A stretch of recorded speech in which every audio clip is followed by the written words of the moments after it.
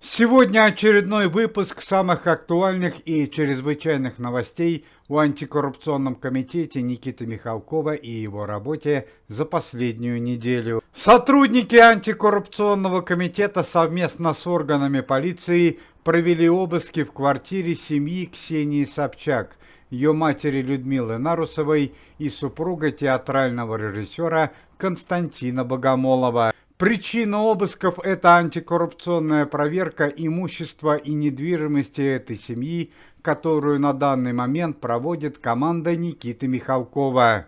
Помимо этого, организация по борьбе с преступностью и коррупцией во главе с Никитой Михалковым провела еще ряд проверок и арестов среди преступных элементов российского шоу-бизнеса и высших эшелонов власти. В частности, данная проверка коснулась телепроекта «Дом-2» и пенсионного фонда в городе Уфе. Во время проверки программы «Дом-2» было арестовано 4 участника телепроекта: заведение незаконного коммерческого бизнеса на территории России и хранение запрещенных веществ. Также антикоррупционный комитет потребовал немедленно закрыть данную программу в связи с ее аморальностью для российского общества. В городе Уфе по причине многочисленных жалоб от пенсионеров был арестован заместитель пенсионного фонда за получение крупных денежных взяток. На данный момент он находится в СИЗО города Уфы. На этой неделе антикоррупционный комитет во главе с Никитой Михалковым, актером Александром Домогаровым, министром обороны Андреем Белоусовым и товарищем Бастрыкиным сделал еще один шаг для улучшения социального уровня жизни россиян. Были перечислены финансовые средства в размере 60 миллионов рублей для увеличения зарплат металлургов и водителей трамвая. По данным пресс-службы антикоррупционного комитета, очередное повышение зарплат для данных профессий состоится 1 октября текущего года. Сегодня утром в Москве в аэропорту Шереметьево был задержан известный российский актер Дмитрий Дюжев. У российского артиста возник конфликт, который перерос в потасовку с сотрудником таможни. Точная причина происшествия пока неизвестна. Дмитрий Дюжев был доставлен в полицейский участок для полного выяснения обстоятельств дела. Пресс-служба антикоррупционного комитета сообщает о большом несчастье в рядах организации. Сегодня утром ушла из жизни родная дочь известного российского и советского актера, члена организации Михаила Евгеньевича Пореченкова, 20-летняя Юлия. Дочь Михаила Пореченкова попала в тяжелое дорожно-транспортное происшествие 3 дня назад в городе Москве. Все это время она находилась вначале в реанимации, а потом в коматозном состоянии. Сегодня утром стало известно о летальном исходе. К слову сказать, это уже не первая семейная трагедия Михаила Пореченкова за последнее время.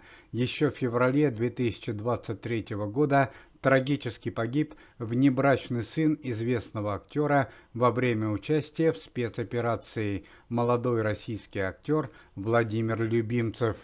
Прощание с дочерью Михаила Евгеньевича Пореченкова состоится завтра в 10:00 по местному времени на Кунцевском кладбище столицы. Члены организации приносят глубокие соболезнования своему товарищу. Руководство антикоррупционного комитета в лице министра обороны Российской Федерации Андрея Белоусова и товарища Бастрыкина на данный момент занято антикоррупционной проверкой пенсионных фондов России. Именно в эти дни проходит проверка пенсионных фондов в следующих городах: Челябинск, Калининград, Волгоград, Уфа, Москва и Махачкала. Известный российский певец Николай Викторович Басков подвергся разбойному нападению с целью ограбления прямо во время гастролей в городе Тольятти. Николай Викторович возвращался с музыкальной репетицией, однако, не дойдя несколько метров до автомобиля, на российского певца неизвестными преступниками было совершено нападение. Самая главная пропажа – это портфель артиста, в котором находилась ценная техника, ноутбук и денежные наличные средства в размере 3 миллионов рублей. На данный момент ведутся поиски преступников. В команде Никиты Михалкова очередное пополнение. На днях в антикоррупционный комитет вступил российский актер Василий Михайлович Скромный, который может быть хорошо известен широкому зрителю по роли Макара Гусева в фильме «Приключения электроников». Василий Михайлович Скромный после успеха в фильме «Приключения электроников» не стал связывать свою жизнь с кинематографом и все оставшееся время проработал моряком на торговом судне. На данный момент в команде Никиты Михалкова уже 62 сотрудника, известные советские и российские актеры, самому младшему из которых Андрею Мерзликину 42 года, а самому старшему актеру Василию Ливанову 89 лет. Пресс-служба антикоррупционного комитета сообщает несколько трагических новостей из мира российского шоу-бизнеса. Вчера поздно вечером в городе Воронеже во время музыкальных гастролей в результате дорожно-транспортного происшествия погиб известный советский и российский певец, шоумен, актер Сергей Крылов. На момент смерти Сергею Крылову было 62 года. Сергей Львович Крылов получил наибольшую популярность в 90-е годы прошлого столетия. Он хорошо известен зрителям по таким песням, как «Девочка», «Большая компания» и «Футбол». Сергей Крылов был в браке 2 раза, у него осталось 2 детей. По данным следствия, Сергей Крылов не справился с управлением автомобиля. Произошло столкновение с грузовой машиной. Сергей Львович Крылов погиб на месте от полученных травм до приезда скорой помощи. Еще одна трагическая новость, связанная с автомобильным транспортом. Известный советский и российский певец и композитор Вячеслав Григорьевич Добрынин попал под автомобиль. Трагическое происшествие произошло во время антикоррупционной проверки в городе Кумертау. На данный момент Вячеслав Добрынин находится в больнице. Состояние здоровья средне-тяжелое. У Вячеслава Григорьевича 2 перелома.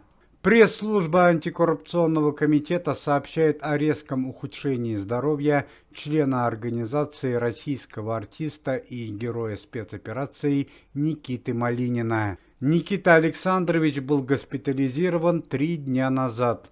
На данный момент состояние члена антикоррупционного комитета диагностируется как тяжелое. Уважаемые зрители, если вы желаете выздоровления членам комитета и поддерживаете их деятельность, то можете поставить лайк под видео и написать поддерживающий комментарий.